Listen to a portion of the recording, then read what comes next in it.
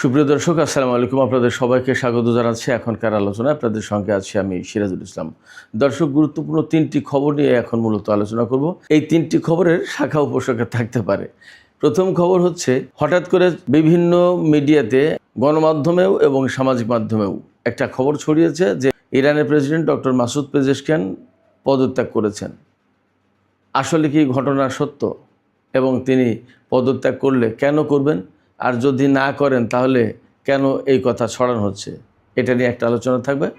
এরপরে আমেরিকা আজকে ইরানের দুটি দ্বীপে হামলা চালিয়েছে এবং ইরান পাল্টা জবাব দিয়েছে।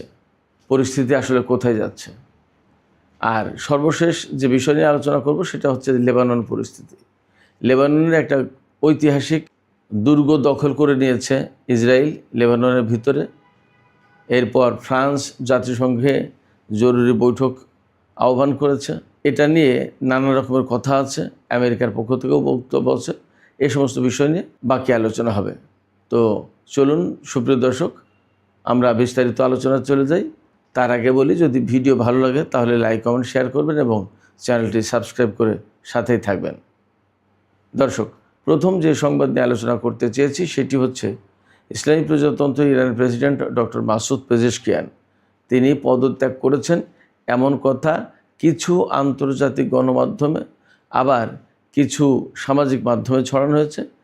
আন্তর্জাতিক গণমাধ্যমে বেশিরভাগ জায়গায় আমি দেখলাম যে তিনি পদত্যাগ করেছেন বলে খবর বেরিয়েছে। ব্যাপারটা সত্যি কিনা অনেকটা যাচাই বাছাইয়ের পর্যায়ে, বা যেমন লন্ডনের ইন্ডিপেন্ডেন্ট পত্রিকা একটা শিরোনাম পড়েছে যে মাসুদ পেজেশকিয়ান পদত্যাগপত্র সাবমিট করেছেন।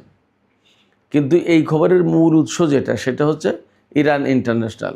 ইরান ইন্টারন্যাশনাল কাদের পত্রিকা? ইরান ইন্টারন্যাশনাল এটা কাদের গণমাধ্যম? এটা হচ্ছে লন্ডন থেকে প্রচারিত একটি গণমাধ্যম। এটা মূলত ইরানের বিপ্লব বিরোধী, ইসলাম বিরোধী যে গোষ্ঠী, তারা এই ইরান ইন্টারন্যাশনাল প্রচার করে। ইরান ইন্টারন্যাশনাল নাম শুনে মানুষ অনেকেই মনে করে, যারা জানে না তারা মনে করে এটা বুঝি ইরানের সংবাদ মাধ্যম।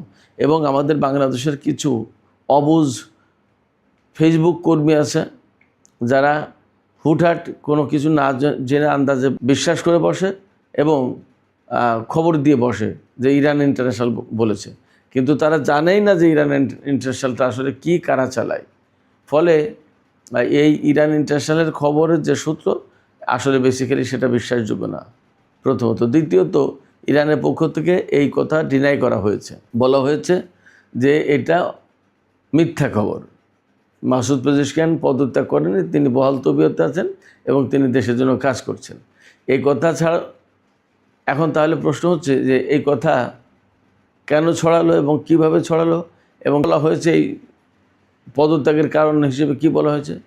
পদত্যাগের কারণ হিসেবে বলা হচ্ছে, প্রেসিডেন্ট মাসুদ পেজেশকিয়ান নাকি বলেছেন যে আইআরজিসি ইরানের ক্ষমতা দখল করে নিয়েছে, সেক্ষেত্রে প্রেসিডেন্ট হিসেবে তার আর কাজ নেই, কাজ করার কোনো প্রয়োজন নেই, তার কাজ করতে ইচ্ছা করছে না, তিনি এই রকম ব্যবস্থার সাথে থাকবেন না, এরকম কথা বলা হচ্ছে। আসলে বাস্তবতা হচ্ছে, মাসুদ পেজেশকিয়ান জানেন না এখন কি নতুন প্রেসিডেন্ট, তিনি কি সে দেশের নাগরিক ছিলেন না, তিনি কি বিপ্লবের কেউ ছিলেন না? তিনি তো বিপ্লবেরও কেউ একজন ছিলেন, ভূমিকা ছিল।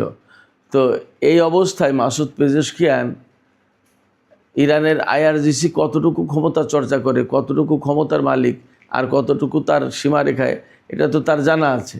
এটা তো প্রেসিডেন্ট নির্বাচিত হওয়ার আগেই তিনি জানতেন যে আইআরজিসি এই ক্ষমতাগুলো চর্চা করে।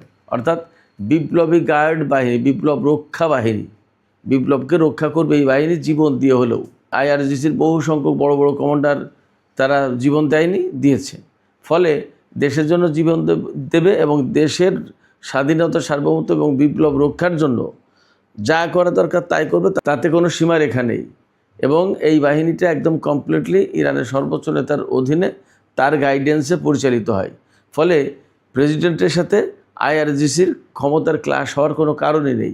প্রেসিডেন্টের জায়গায় এবং আইআরজিসি পরিচালিত হয় সর্বোচ্চ নেতার দিক নির্দেশনায়, সেটা সম্পূর্ণভাবে আলাদা জিনিস। এখানে প্রেসিডেন্টের সাথে আইআরজিসির ক্ষমতার কোনো দ্বন্দ্ব বাধার লাগার কোনো সম্ভাবনা একেবারেই নেই। ফলে এই যে আইআরজিসির সাথে ক্ষমতার দ্বন্দ্বের কারণে প্রেসিডেন্ট মাসুদ পেজেশকিয়ান পদত্যাগ করেছেন বলে যে খবর ছড়ানো হচ্ছে, এই খবরটা বেসিক্যালি মিথ্যা খবর। আমি বলি না যে এমন ঘটনা ঘটবে না, ঘটতেও পারে, কখন কে কী করে না করে সে তার রাজনৈতিক সিদ্ধান্ত। আমেরিকার কত কত বড় বড় কর্মকর্তা, গুরুত্বপূর্ণ ব্যক্তি, তারা পদত্যাগ করছে না, করছে, আবার পদত্যাগ বাধ্যও হচ্ছে। ইরানের এখানে এরকম কোনো কিছু ঘটেছে কি না এখনও পর্যন্ত জানা নেই। ইরানের গণমাধ্যম সরকারিভাবে এটা নাকচ করা হয়েছে। তারপরেও আমি বলি যে যে কোনো সময় যে কোনো কিছু ঘটতে পারে, কিন্তু যা বলা হচ্ছে এইগুলো সত্য না, এটা হলো বাস্তব কথা। আচ্ছা, এখন কেন ছড়ানো হলো প্রশ্ন আসে যে তাহলে এই ধরনের ভিত্তিহীন খবর ছড়ানোর মানে কি? এই ধরনের ভিত্তিহীন খবর ছড়ানোর মানে বা কারণ হচ্ছে ইরানে যে সিচুয়েশন তৈরি হয়েছে আমেরিকা, ইসরায়েল বা তার দোসর সাঙ্গপাঙ্গদের, তাতে তারা খুবই কঠিন পরিস্থিতির ভিতরে। এই অবস্থা থেকে কোনো মতেই বের হওয়ার কোনো পথ খুঁজে পাচ্ছে না। এই না যুদ্ধে বিজয় আনতে পারছে, না যুদ্ধে পরাজিত করতে পারছে ইরানকে, না ইরানের পরমাণু কর্মসূচি থেকে শুরু করে কোনো কিছু ধ্বংস করতে পারছে, না ইরানকে চুক্তিতে বাধ্য করতে পারছে। ফলে এই জায়গা থেকে আমেরিকা, ইসরায়েলকে বেরিয়ে যেতে হলে এমন একটা সিন ক্রিয়েট করা দরকার, যে সিন ক্রিয়েট করে একটা হ্যাপাজার্ড অবস্থা সৃষ্টি করা যায়, গোলযোগ অবস্থা সৃষ্টি করা যায়, এবং ইরানের ভেতরে তাদের লক্ষ্য অর্জনে সহযোগিতা করে এমন পরিস্থিতি তৈরি করা দরকার। যার কারণে এইরকম একটা কথা ছড়িয়ে ইরানের জনগণের ভিতরে বিশ্বাস, অবিশ্বাস, সন্দেহ, দ্বন্দ্ব, সংঘাত, ফাটল এগুলো সৃষ্টি করার একটা চেষ্টা হচ্ছে। এর বেশি আপাতত কিছু না। সুপ্রিয় দর্শক, এবার চলুন আমরা আরেকটা আলোচনা করি। আমেরিকা যে ইরানের উপর হামলা চালিয়েছে নতুন করে, এই ব্যাপারে সেটা খবরটা হচ্ছে এই যে পারস্য উপসাগরের দুটো গুরুত্বপূর্ণ দ্বীপ, একটা গরুক, সম্ভবত গরুক বা গারুক, এই দ্বীপ এবং কেশম দ্বীপ, এই দুটো দ্বীপে আমেরিকা হামলা চালিয়েছে, ক্ষেপণাস্ত্র হামলা চালিয়েছে বলা হচ্ছে। এবং আমেরিকার পক্ষ থেকে বলা হয়েছে, বিশেষ করে সেন্টকমের পক্ষ থেকে বলা হয়েছে যে ইরানের যে ড্রোন পরিচালনার কমান্ড অ্যান্ড কন্ট্রোল সেন্টার, তাকে লক্ষ্য করে মার্কিন বাহিনী হামলা চালিয়েছে। এই সেন্টকমের যে বক্তব্য, তার থেকে একটা প্রশ্ন আসে যে যাদের সাথে আপনার যুদ্ধবিরতি রয়েছে, আপনি তার সাথে কিভাবে যুদ্ধবিরতির ভিতরে আপনি হামলা চালান, এবং আপনারা বলেন যে হামলা চালানোর পরেও বলেন যে যুদ্ধবিরতি বহাল আছে। এটা কি ধরনের মুনাফেকি কাজ? একদম ডাবল স্ট্যান্ডার্ড না? আপনি বলছেন যুদ্ধবিরতি আছে, আবার আপনি তার বিরুদ্ধে হামলা চালাচ্ছেন, তাহলে কি করে যুদ্ধবিরতি থাকে? কেমন ধরনের তামাশা? এই তামাশা বেসিক্যালি মার্কিন বাহিনী করে যাচ্ছে বহুদিন থেকে। ঠিক এই কৌশলটা বাস্তবায়ন করে ইসরায়েল, বলে যুদ্ধবিরতি, আবার সমানে হামলা চালিয়ে যায়। ইরান তার কমান্ড অ্যান্ড কন্ট্রোল সেন্টার রাখতেই পারে, ইরান তার ক্ষেপণাস্ত্র, তার ড্রোন, তার বিমান, যা কিছু পরিচালনা করা দরকার সেটা তার শক্তি সামর্থ্য অনুযায়ী সে তো রাখবে। আপনি যুদ্ধবিরতির ভিতরে কীভাবে আপনি হামলা চালান? তার আগের প্রশ্ন হচ্ছে যে আসলে এই যে যুদ্ধটা আমেরিকা এবং ইসরায়েল করলো, সেটা কি যৌক্তিক? কীভাবে যৌক্তিক? একটা স্বাধীন সার্বভৌম দেশের উপরে কোন অধিকারে আর একটা দেশ হামলা চালায় এবং তার নেতাদেরকে হত্যা করে? তো সরাসরি হত্যাকাণ্ড, এ তো ভয়ঙ্কর অপরাধ। এই অপরাধগুলো করার কোনো অর্থ আছে? যারা আন্তর্জাতিক পর্যায়ে বলে বেড়ায় গণতন্ত্র, মানবাধিকার, আইনের শাসনের কথা, তারা যদি আইন লঙ্ঘন করে, তারা যদি একটা দেশের স্বাধীনতা, সার্বভৌমত্ব লঙ্ঘন করে, তারা যদি গণতান্ত্রিক রীতিনীতি না মানে, তাহলে তারা এই কথাগুলো কী করে বলে? খুবই আশ্চর্যজনক ব্যাপার। যাই হোক, আমেরিকা ইরানের উপর হামলা চালানোর পর ইরান আবার কুয়েতের মার্কিন বিমান ঘাঁটিতে হামলা চালিয়েছে। তবে ক্ষয়ক্ষতি কীরকম কী হয়েছে আমি এই ভিডিও যখন করছি তখনও পর্যন্ত জানা যায়নি। তবে ইরান যে হামলা হলে তার জবাব দিচ্ছে বা দেবে, এটা এ সমস্ত প্রতি উত্তর বা পাল্টা হামলার ভেতর দিয়ে প্রকাশ হয়ে যাচ্ছে। আমেরিকা কোনো মতেই ইরানের বিরুদ্ধে হামলা চালিয়ে বা নতুন করে যুদ্ধ করে পার পাবে না। ইরান অবশ্যই তার জবাব দেবে এবং কঠিন জবাব দেবে। এবং ইরানের বিরুদ্ধে যদি কোনোভাবে যুদ্ধ শুরুর চেষ্টা করে আমেরিকা, তাহলে এবার পরিস্থিতি আগের তুলনায় আরও অনেক বেশি খারাপ হবে আমেরিকা, ইসরায়েলের জন্য। এটা মোটামুটি গ্যারান্টি দিয়ে বলা যাচ্ছে। সুপ্রিয় দর্শক, এবার ইসরায়েল এবং লেবানন প্রসঙ্গে কিছু কথা বলি। লেবানন এমন একটি স্বাধীন রাষ্ট্র যে দেশের সুন্নি সম্প্রদায় থেকে প্রধানমন্ত্রী নির্বাচিত হয়, খ্রিস্টান সম্প্রদায় থেকে প্রেসিডেন্ট নির্বাচিত হয় এবং শিয়া মাযহাব থেকে জাতীয় সংসদের স্পিকার নির্বাচিত হয়। খেয়াল করুন ব্যাপারটা। মানে 12 ভেজালি একটা সরকার ব্যবস্থা। এই সরকার ব্যবস্থার কারণে লেবাননের উপর ইসরায়েল যতই হামলা চালায়, সরকারিভাবে ইসরায়েলের বিরুদ্ধে লেবানন কোনো জবাব দিতে পারে না, জবাব দেওয়ার কোনো সুযোগ নেই, কারণ নেই। সুযোগ আছে, কারণ নেই। কারণ নেই এই কারণে বলছি যে একজন তো এক মতের।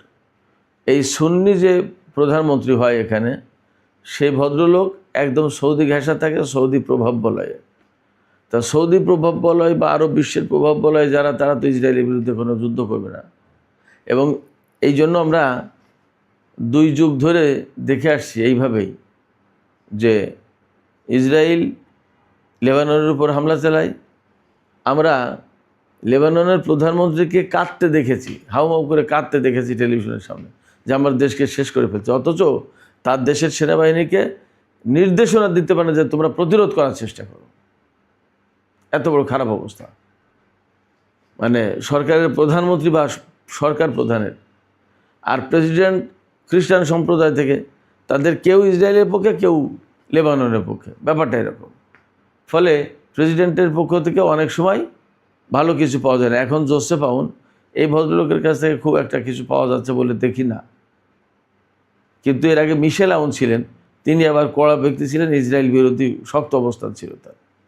এখন লেবাননের স্বাধীনতার সার্বভৌমত্ব ধরে রাখার চেষ্টা করে সেই দেশের বিপ্লবী সংগঠন, আপনারা সবাই জানেন, হিজবুল্লাহ।